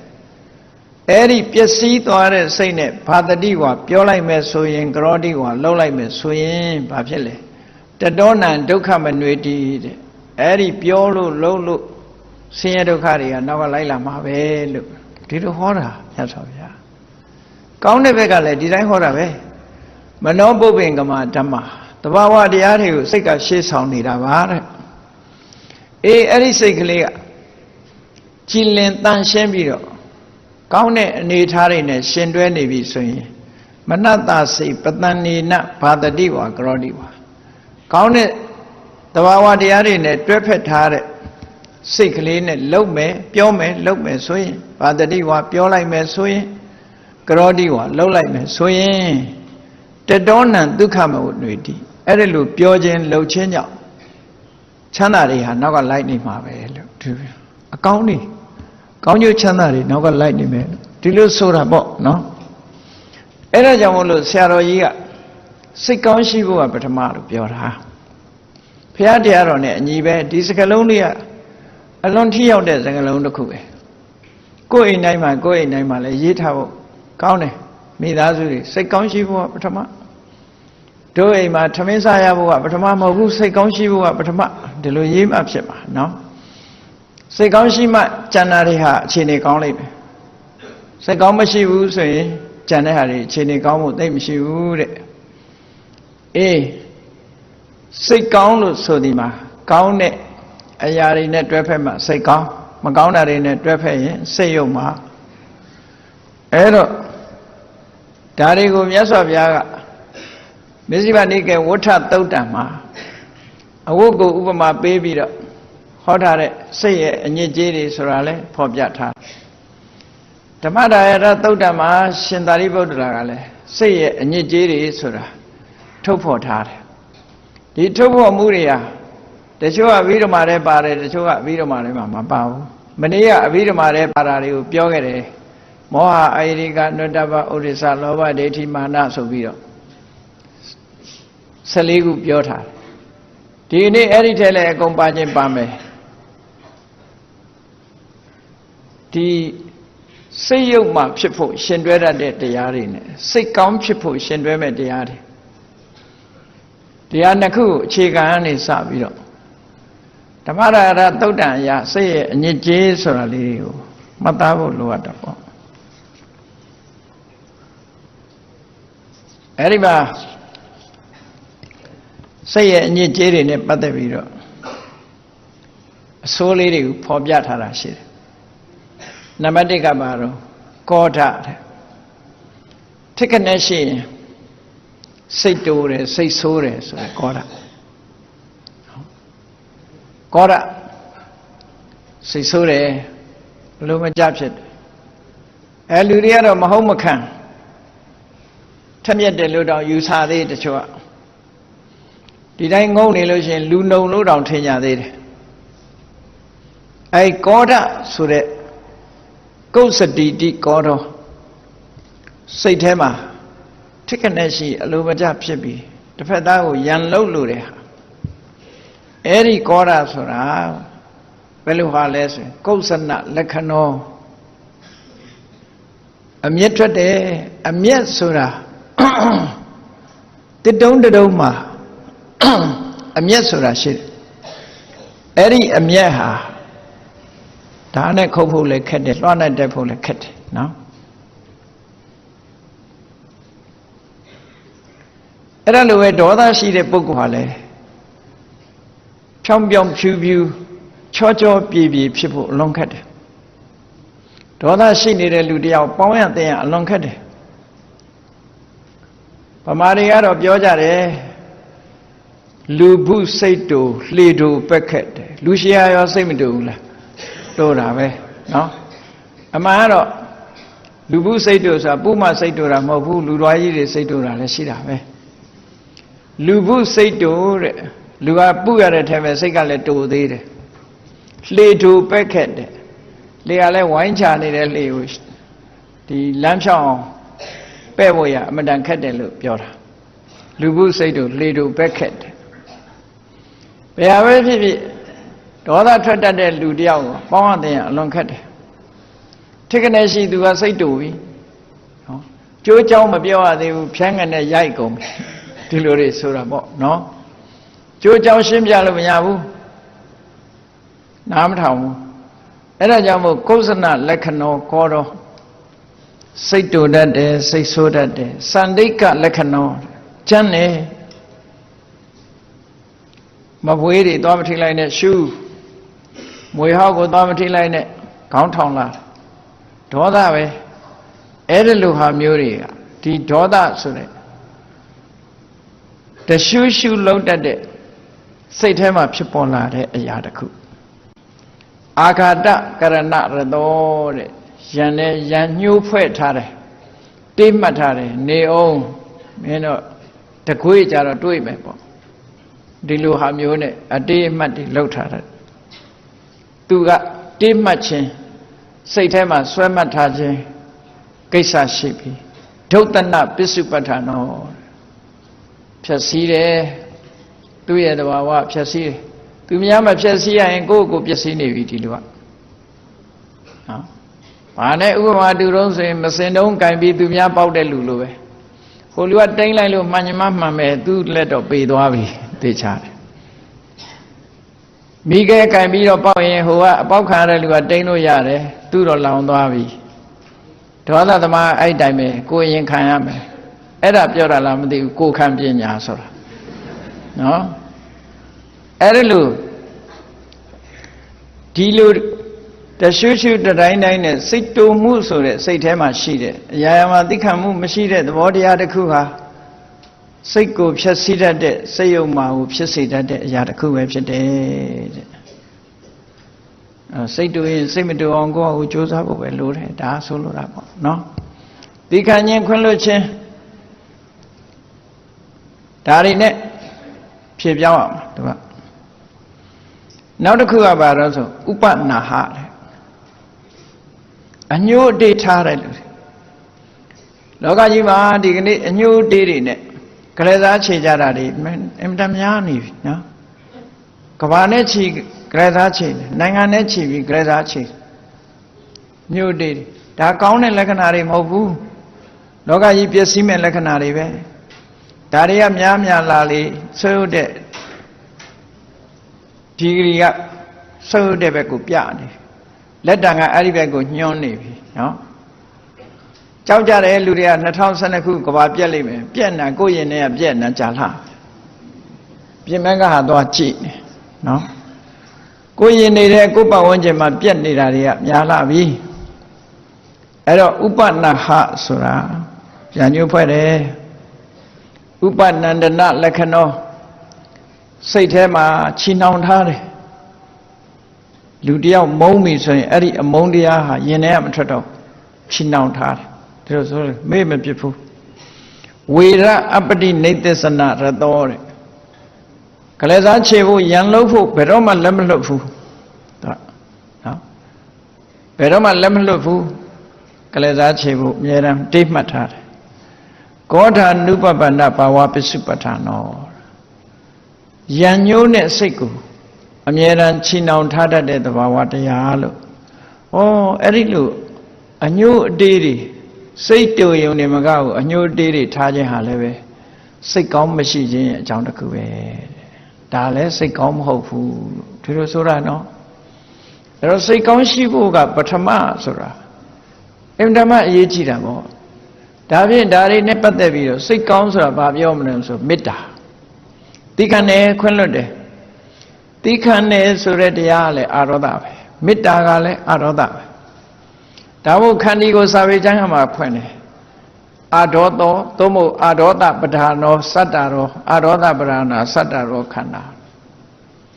သီခံတယ်ဆိုတဲ့ခန္တီတရားရဲ့အရာကိုကောက်တဲ့အခါမှာလည်းအာရောဒပဲကောက်တယ်မေတ္တာရဲ့အရာကောက်တဲ့အခါမှာလည်းအာရောဒကိုကောက်တယ်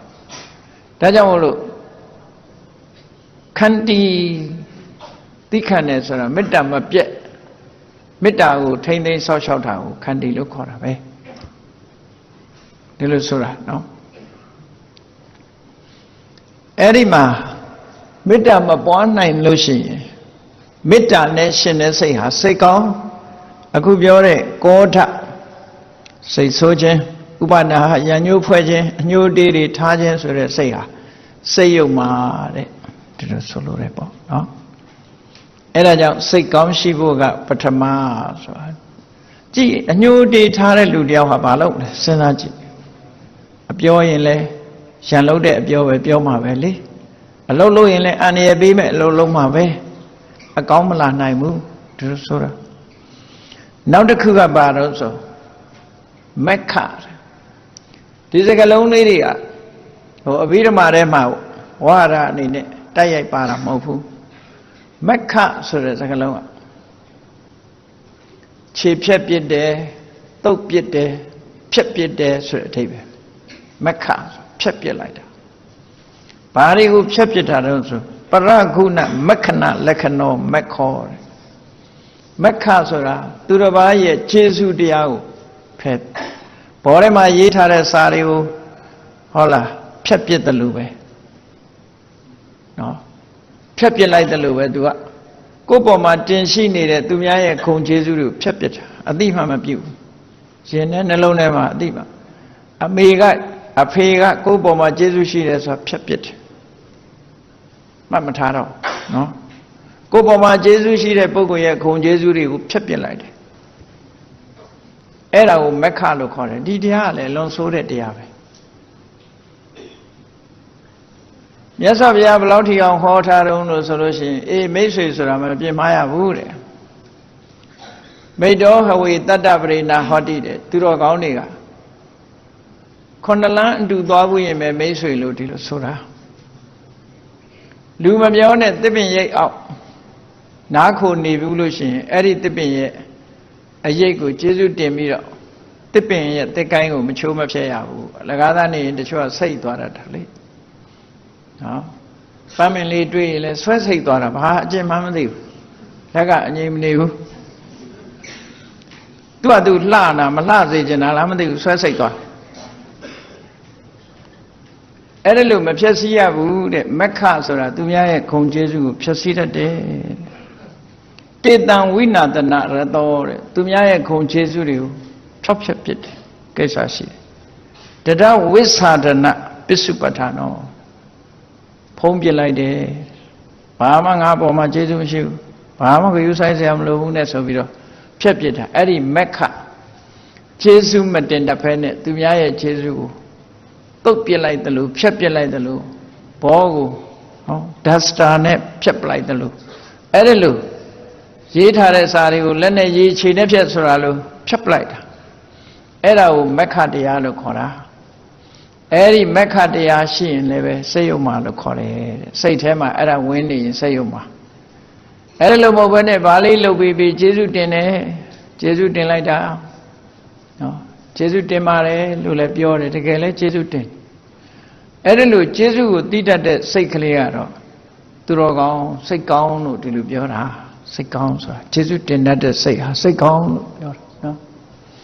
ကိုခေတ်ကတော့ကျေးဇူးတင်တာရင်ထဲကပါလားမပါလားတော့မသိဘူးဗာလေးလုပ်ပေးလိုက် thank you နဲ့လုပ်လိုက်ကြတာပဲနော်တကယ်ရောကျေးဇူးတင်လာတော့မသိဘူးဟောနောက်တစ်ခုကဘာတော့ဆိုလို့ရှိရင်ပလာတတဲ့လာကြီးနဲ့ရေးတာပလာတပလာတဒါလည်းပဲစိတ်ထဲမှာရှိတဲ့အဆိုးတရားတစ်ခုပဲပလာတကဘာတော့လို့ဆိုယုခေကဟလက္ခဏောပလာတဆိုတဲ့တရားကဘာတော့ဆိုဘိုးမထားဘူးနော်ဘိုးမထားဘူးဆိုတဲ့စကားပဲယုခေကဟဘာပဲဖြစ်သူနဲ့ငါတူတူပဲအနည်းဆုံးသူလည်းလူပဲငါလည်းလူပဲဘာကိစ္စဆရာလူလဲဆိုစိတ်ဓာတ်မျိုးဟောအဲ့ဒီလိုစိတ်မထားရဘူးတဲ့ဟောဒီလိုကတော့ကိုယ်ရဲ့တော်ရင်လည်းအသိမှတ်ပြုရကိုယ်ရဲ့အသက်ကြီးရင်လည်းဝယဝုဒ္ဓိခုံရှိလို့ရှိရင်လည်းကုဏဝုဒ္ဓိ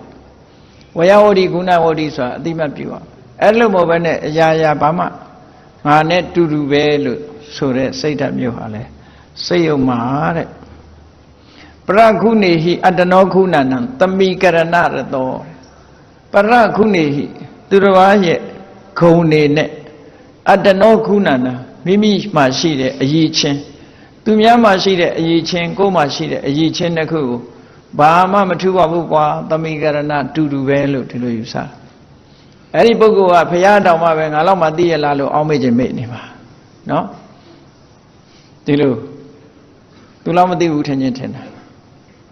တခါတခါဘုရားလူကြီးကလည်းဘုရားတောင်သူထားတဲ့နေရာနေရမယ်လို့ပြောတာပဲနော်အဲ့တော့သမိကရဏလက္ခဏောတဲ့ဂုံကြီးချင်းအဖြစ်တူတယ်လို့ယူဆတာဟာလည်းပဲစိတ်ကောင်းမဟုတ်ဘူးတဲ့နော်ကိုယ်ရဲ့တာရင်တာမှန်သိရမယ်လေးပေးရမယ်ဒီလိုဆိုလိုတာနော်ပရိသံဂုဏပမာဏိန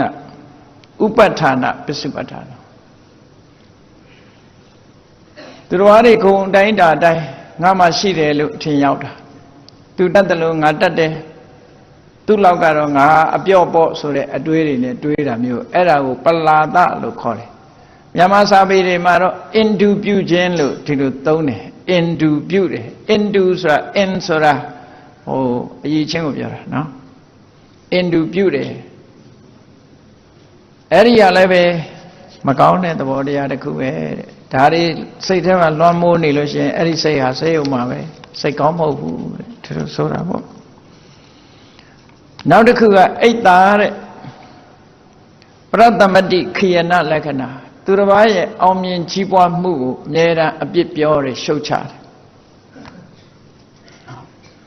လူတဦးတယောက်အောင်မြင်သွားပြီဆိုရင်ရှုတ်ချတယ်အပြစ်ရှာတယ်အပြစ်ပြောတယ်အဲ့ဒါအိတ်တာလို့ခေါ်တယ်ဗမာလိုကြတော့မနာလို့တယ်ပေါ့ဒီဟာဆိုတယ်အဲ့ဒီအိတ်တာဆိုတဲ့တရားကလည်းအလွန်ဆိုးရတယ်မုဒိတာမထားနိုင်လို့အိတ်တာဆိုတာဖြစ်ရတာ jealousy လို့ခေါ်တယ်အေးမုဒိတာတရားနဲ့သူ့ကိုနှိမ်နှင်းပြရ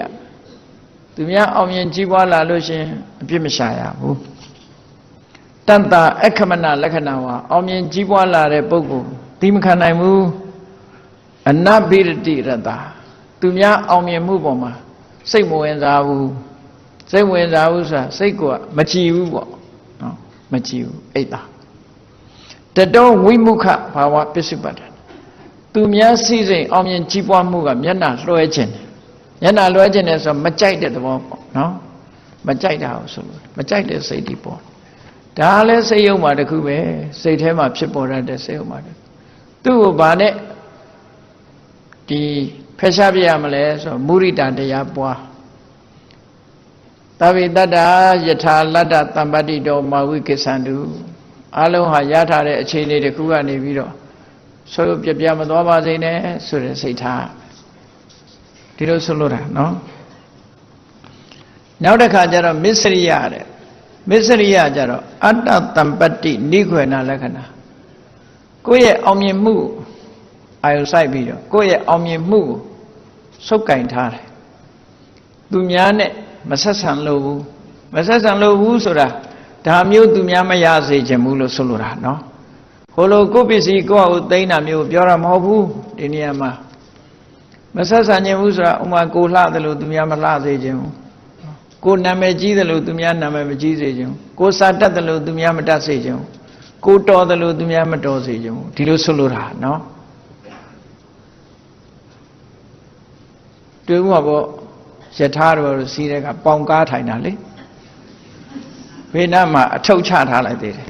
ကိုနာလာမထိုင်အောင်အဲ့ဒါကိုမစ္စရိယလို့ခေါ်တာပဲပေးနိုင်ဘူးဘယ်သူမှမလာနဲ့ဒီနာအဲ့ဒီမစ္စရိယတရားဟာလည်းပဲဆိုတယ်တရားဆိုတဲ့ရေရောမှု generosity တို့နဲ့သူ့ကိုဖယ်ရှားပြရမယ်ဒီလိုဆိုတာပေါ့ဟောနောက်တစ်ခုကဘာတော့ဆိုရင်မာယာတဲ့လူတွေကတော့မိမမာယာတဲကိုပြဆိုပြီးတော့မာယာမိမမှာရှိတယ်အောင်ပြီးတော့ယောက်ျားအပိုးဆိုးသေးတယ်တဲ့ဒါတော့တချင်းရတဲ့လူတွေအကုန်သိပြီးသားပဲเนาะပါတယ်မကြီးကိုပြလောက်အောင်ဆိုလားအဲ့တော့မာယာဆိုတဲ့အဓိပ္ပာယ်ကရှင်းရှင်းနားလည်ဖို့ကဘာတော့ဆိုရင်ကတ္တပါပပဋိစ္ဆာရဏလက္ခဏာမာယာတဲ့ဟိုလိုဟာမဟုတ်ဘူးမာယာဆိုဒီမှာကိုမဟုတ်တာလုပ်ပြီးတော့ဖုံးကွယ်ဖို့ကြိုးစားတာအဲ့ဒါမာယာလို့ခေါ်တယ်မဟုတ်တာလုပ်တယ်လုပ်ပြီးတော့လူမသိအောင်ဖုံးကွယ်တာအဲ့ဒါကောင်းတဲ့လက္ခဏာမဟုတ်ဘူးတဲ့မာယာနော်ကိုလှုပ်ထားတဲ့မကောင်းမှုကိုဖုံးကွယ်ဖို့ကြိုးစားတာသူများကိုလှည့်စားတာဖြစ်လို့အဲ့ဒါမျိုးကိုမာယာလို့ခေါ်တယ်စာပေကျမ်းကမှာကတ္တပါပပဋိစ္ဆာဒနလက္ခဏာတဲ့မိမိလှုပ်တဲ့ယုံမှမှုတစ်ခုကိုဖုံးကွယ်ဖို့ကြိုးစားတာမာယာကိုလှုပ်ထားအောင်မလှုပ်တဲ့ရောင်ဒီလိုဆိုလိုတာပေါ့နော်ကိုလှုပ်ထားပြီးတော့ကိုလှုပ်ထားမဟုတ်တဲ့ရောင်အဲ့လိုလှုပ်ထားမျိုးမာယာလို့ခေါ်တယ်တတ္တနိခွေနရတ္တတဲ့ကိုလှုပ်ထားတဲ့မကောင်းမှုကိုအမြဲတမ်းရှုပ်ဝဲထားတယ်ဓမ္မာယာလို့ခေါ်တယ်တရားစရဏပစ္စုပ္ပတ္ထနာအဲ့ဒီအတိုင်းလှုပ်စေတတ်တဲ့တရားဒါလည်းယုံမှမှုတစ်ခုလို့ခေါ်တယ်ဒါကြောင့်တရားတော်မှာကျင့်သုံးတဲ့ပုဂ္ဂိုလ်ဟာစိတ်ထဲမှာအဲ့ဒီလိုမယိုးသားတဲ့စိတ်မျိုးမထားရဘူးတဲ့စိတ်ကောင်းဆိုတဲ့ထဲမှာဒီမာယာအဲ့တော့စိတ်ကောင်းဆိုတာဖြောက်မှတ်ရမယ်ယိုးသားရမယ်ဒီလိုပွင့်လင်းရမယ်ဒီလိုဆိုလိုတာဖုံးကွယ်ဖို့ကြိုးစားတဲ့ဆိုကြတဲ့ကသူမဟုတ်တာလုံးမှာပဲလေအဲ့တော့ဒီမာယာဆိုတဲ့သဘောတရားဟာလည်းပဲစိတ်ကိုဆိုးဝါးသွားစေတတ်တဲ့စိတ်ယုံမှကိုဖြစ်စေတတ်တဲ့တရားမျိုးပဲသူ့ကိုရှောင်ရမယ်ရိုးသားမှုနဲ့ပွင့်လင်းမှုရိုးသားမှုရိုးဖြောင်းမှုတွေနဲ့သူ့ကိုဖယ်ရှားပြရမယ်ဒီလိုဆိုနောက်တစ်ခုကဘာတော့ဆိုရင်တာထေးရတယ်အရာထဲမှာလည်းပြောပါတယ်ဒီလူကမာယာများတယ်ဒီလူကတာထေးရများတယ်မာယာနဲ့တာထေးရမတူဘူးမာယာကမဟုတ်တာလုပ်ပြီးဖုံးဖို့ကြိုးစားတာမာယာတာထေးရကြတော့ကိုယ်မှာမရှိတဲ့အရေးချင်းတစ်ခုကိုရှိတဲ့အောင်ဆောင်းတာနော်ဟန်ဆောင်းတာပတ်စံမရှိဘဲနဲ့ရှိတဲ့အောင်ဆောင်းတယ် ပညာမတတ်ဖက်နဲ့တတ်ချင်အောင်ဆောင်းတယ်မသိဘဲနဲ့သိချင်အောင်ဆောင်းတယ်တာထေယရည်ချင်းမရှိဘဲနဲ့ရှိချင်အောင်ဆောင်းတယ်တာထေယအဲ့ဒါဟန်ဆောင်မှုတွေပေါ့ဒါလို့ဆိုလို့အဲ့ဒါကြတော့ဘယ်လိုဆိုတော့ဆိုအတ္တနောအဝိဇ္ဇမာနခုနပကာဒနာလက္ခဏာတဲ့အတ္တနောအဝိဇ္ဇမာနကိုယ်မှမရှိတဲ့ခုံပကာဒနာထုတ်ဖော်ပြတယ်ကိုယ်မှမရှိတာကိုထုတ်ပြလို့ဆိုလိုတာကိုယ်မှမရှိတာကိုထုတ်ပြတယ်အဲ့ဒါတာထေယလို့ဆိုလိုတယ်တေတံသမုဒ္ဒါဟရဏရတာမရှိတဲ့ခုံတွေနဲ့နော်လူတွေသိလာအောင်ကိုယ်ခုံရှိတဲ့ထင်အောင်လုပ်ပြတရိရာကာရိဟိပိတေတံဝိပုဒ္ဒကရဏပစ္စုပ္ပတ္ထနာကိုယ်အမူအရာနဲ့လည်းကိုယ်တကယ်ရှိချင်အောင်ဆောင်းတယ်စတိုင်ကြကြဝှစာစီရင်ပြီးအရာရှိအောင်ဆောင်းတယ်ဆိုတာထေယပဲဒါနော်တာထေယလူဆိုးကလူကောင်းအောင်ဟန်ဆောင်းလာတယ်တာထေယအဲ့တော့စိတ်ကောင်းမရှိတဲ့အရာတွေလို့ဒီလိုပြောတာမာယာတာထေယအမှန်သိဖို့တော်တော်ခက်သွားအဲ့ဒီမဲ့စာပေကျမ်းမှာထုတ်ပြထားတယ်မာယာနဲ့ပတ်သက်ပြီးတော့အာယတနမစ္ဆတဲ့ငါးတစ်မျိုးရှိတယ်အဲ့ဒီငါးကအမီးကတော့ငါးခေါင်းကမွေ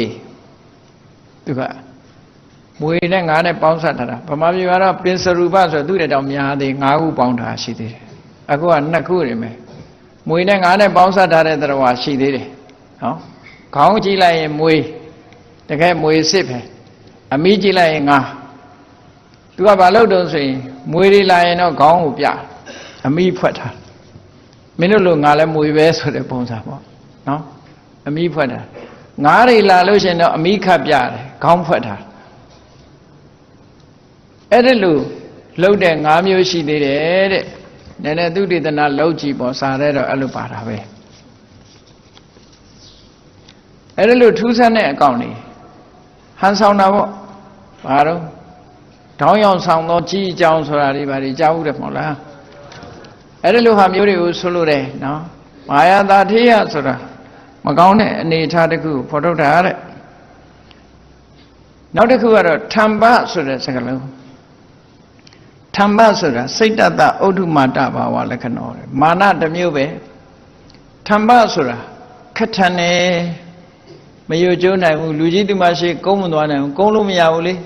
ဘာတဲ့ဥမာတူတော့ဆိုတန်ချောင်းကြီးမြို့ထားတဲ့စပယ်ကြီးမွေဘယ်လိုလုပ်ခွေလို့ရအောင်သူကလည်းမာနာကြီးကိုမြို့ထားသည့်အတွက်ကြောင့်လူကြီးသူမတွေရှိမှခေါင်းလေးမော့လဲလေးကြော့ပြီးသွားတာ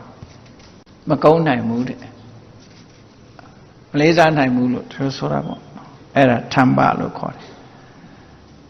အပဋိတယဝဋ္ဌိရတော့ဘယ်သူမှဘိုးမထားဘူးဆိုတဲ့သူကဘယ်သူဂယုဆိုင်ရမှာလဲဆိုတဲ့စိတ်ဓာတ်ထားတယ်အမတ္တဝတ္တပစ္စုပ္ပတ္ထန်နုညံမှုတိမ်မွေးမှုပျော်ပြောင်းမှုမရှိဘူးတဲ့အလွန်ခက်ထန်တဲ့မောက်မာတဲ့အနေအထားမျိုးရှိတယ်ဒါလည်းစိတ်ကောင်းမဟုတ်ဘူးလို့ဆိုလိုတယ်ဒါလည်းဖယ်ရှားပြရမယ်စိတ်ကောင်းနှလုံးကောင်းမွေးပြီးဖယ်ရှားပြနောက်တစ်ခုကဘာလို့ဆိုသာရမ္ပကိုမြန်မာစာပေမှာချုပ်ချယ်တယ်လို့ပြောတာအဓိပ္ပာယ်သိမပေါ်ဘူးအဲ့တော့ဒီမှာဆိုလိုတာကသာရမဆိုတာကရဏုတ္တရိယလက္ခဏောသာရမောတဲ့သူကဘာလဲဆိုရင်သူလုပ်ရင်သူ့တဲ့ပို့ပြီးတော့လုပ်ပြမယ်ဆိုတဲ့ဟာမျိုးနော်သူကတစ်ချက်ဆိုရင်ငါနှစ်ချက်လုပ်ပြဒီလိုဟာမျိုးပေါ့လေတကယ်လုံနိုင်တာမလုံနိုင်တာအသာထားသူများတယ်သူတစ်ခုလုပ်ရင်ငါနှစ်ခုလုပ်မယ်ဆိုတဲ့ဟာမျိုးအဲ့ဒါလို့ဂုံတုဂုံပြိုင်သူကတကယ်ရည်ချင်းမရှိပဲနဲ့ကိုယ့်ကိုမြင့်တင်ပြီးတော့လှုပ်တတ်တဲ့သဘာဝတရားကိုသာရမလို့ခေါ်တယ်ဒါလည်းစိတ်ကောင်းမဟုတ်ဘူးဝိပဿနိကတာရသောဘယ်တော့ပဲဖြစ်ဖြစ်စัจ jin မဲ့လှုပ်တယ်လိုက်လျောညီတွေမရှိဘူးနော်အခါရဝပစ္စုပ္ပထာနာဘယ်သူကမှမလေးစားဘူးဆိုတဲ့စိတ်ရှိတယ်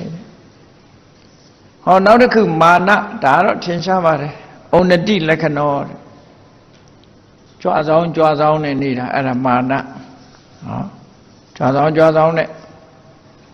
အဲ့ဒါလို့အဟံကာရရတောငါဆိုတဲ့ကိုယ့်ကိုငါကွဆိုတဲ့အမှုရာရှေ့တန်းတင်ပြီးတော့လှုပ်တတ်တယ် ဩဒုမာဒဘာဝပစ္စုပ္ပတ္ထာနောအမြဲတမ်းကိုယ်ကိုစိတ်ကြီးဝင်နေတဲ့သဘောလို့ဆိုလိုတယ်အတိမာနဆိုတာကြတော့သူ့ရဲ့ပိုပြင်းထန်တယ်လို့ဒီလိုမှတ်နော်ပိုပြီးတော့မောက်မာတယ်ပိုပြီးတော့စိတ်ကြီးဝင်တယ်အဲ့ဒါအတိမာနဒါတွေကလည်းစိတ်ကောင်းမဟုတ်ဘူးလို့ဒီလိုပြောတာနောက်တစ်ခုကတော့မထဆိုတာမတ္တဘာဝလက္ခဏောမတော်ရှင်မှုတယ်ຢာရူလေးရလည်းပဲရှင်မှုတယ်အဆန်လေးချမ်းသာလည်းရှင်မှုတယ်ဘယ်ရာပဲဖြစ်ဖြစ်ဒီရထားတဲ့အခြေအနေလေးတစ်ခုပေါ်မှာရှင်မှုပြီးတော့နေတဲ့အရာနော်အဲ့ဒါကိုမထလို့ခေါ်တယ်မတက်ကာဟရတောတဲ့ရမှုမှုတွေကိုယ့်ကိုရမှုနေတဲ့သဘောတရားတွေကိုဖြစ်ပေါ်စေပြီးတော့ဩမာဒပစ္စုပ္ပတ္ထာနောအယူလိုပဲတဲ့ crazy ပေါ့ဟောတူတယ်လို့မရှိဘူးဆိုပြီးတော့ crazy ဖြစ်တဲ့ပုဂ္ဂိုလ်တွေ has gone mad ယူသွားပြီဒီကောင်စိတ်ကအဲ့ဒါယူနေတာပုံစံမျိုးဖြစ်တာအဲ့ဒါမထလို့ခေါ်တယ်နောက်ပမာဒဆိုတဲ့သဘောတရားကြတော့ဘာတော့ဆိုကာမဂုဏ်အာယုန်ဒီပေါ်မှာစိတ်ကိုလွတ်ထားတာပြောစရာပဲစဉ်းစားမယ်တရားဘက်ကိုကောင်းမလားမလဲဘူးပျော်ဖို့ပဲစဉ်းစားနေတယ်ကာမဂုဏ်အာယုန်ဒီဘက်မှာပဲစိတ်ကိုလွတ်ထားလိုက်ပြီးတော့ပျော်ပျော်နေတည်ခဲဆိုတဲ့အတွေးမျိုးတွေတွေးထားပြီးတော့အေးပျော်ပျော်နေပျော်ပျော်အိပ်ပျော်ပျော်စားပြောတာကိုရှားနေတဲ့အဲ့ဒါမျိုးပမာဒလို့ခေါ်တယ်ဝတ္တကလက္ခဏောပမာဒောအလုံးကိုစွန့်လွတ်ထားတယ်ဝတ္တကနုပ္ပါဒနာရတော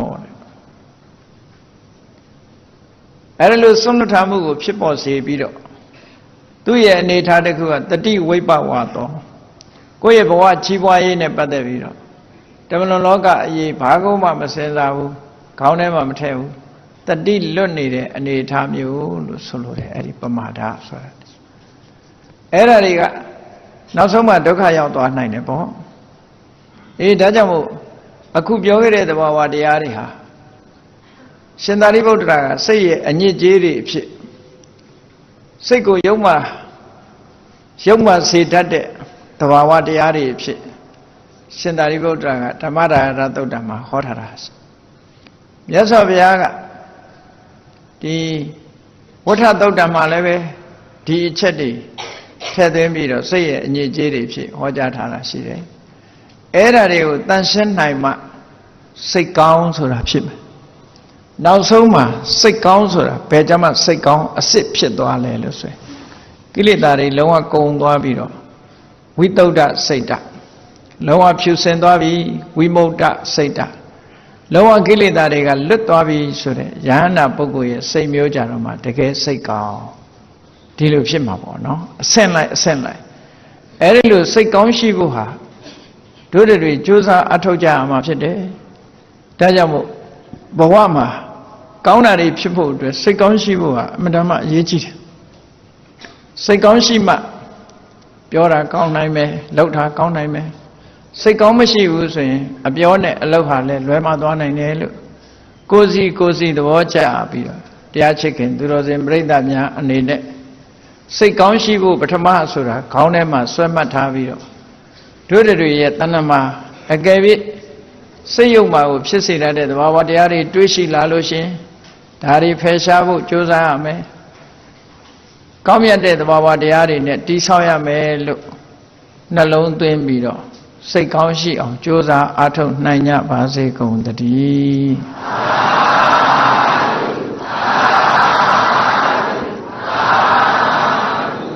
ကဲမေတ္တာပို့ရအောင်တတ္တဝါများစွာဖေးရန်กว่าချမ်းသာကြပါစေတတ္တဝါများစွာဖေးရန်กว่าချမ်းသာကြပါစေမေတ္တာရေချမ်းသုံးငါဖြံ ငြိမ်းချမ်းကြပါစေမေတ္တာရေချမ်းသောငါဖြံငြိမ်းချမ်းကြပါစေသက်ရှိကျမ်းမာစိတ်ချမ်းသာတို့ရဆန္ဒပြည့်ပါစေသက်ရှိကျမ်းမာစိတ်ချမ်းသာတို့ရဆန္ဒပြည့်ပါစေဖုံလန္တာဒုက္ခပင်ကစားမေတ္တာပုံနေတုသင်္ကမမနောတရတိတဝေတံပဝါယံတုဒုက္ခနကမေတ္တာပုံနေတုသင်္ကမစုပေါင်းပုအပ်မေတ္တာတဟုရောင်မြူပဝင်းငွေလာမင်းနှင့်ရောင်ခြင်းရှဲယုံပေါင်းဆောင်ရခြင်းကြောင့်သဗ္ဗေတံကျွမ်းမဲ့ဥတုံလုံးစုံများစွာတတ္တဝါတို့၏မနောတရသည်မြင်မြတ်ဖြူစင်အေးကြည်လင်းသည့်ရေစဉ်ပြည့်တင်းစိတ်နှလုံးတည်းဟုသောရေအိုင်ကြီးအတွင်၌ဒုက္ခပင်ကသာစင်ထာဝရအေးမြจิตာတာယာပွင့်လန်းချမ်းသာဒုက္ခတည်းဟုသောကုမုဒ္ဒရာကြာပန်တို့သည်ဖုံးလန္တာဝန္တာရွှေမြူဝမုံလူလျက်ကြည်နူးဝဲကြုံဖူးပွင့်ကြအကုန်သည်ဖြစ်၍ဒုက္ခနကလေးအောင်လေးတဲ့ရောရှက်သင်ပြတ်ပိတိတိဟုသောယနန်တို့သည်ဘဝယံတုကောင်းစွာမဲ့သွေကြိုင်လိုက်၍နေကြပါစေကုန်တည်း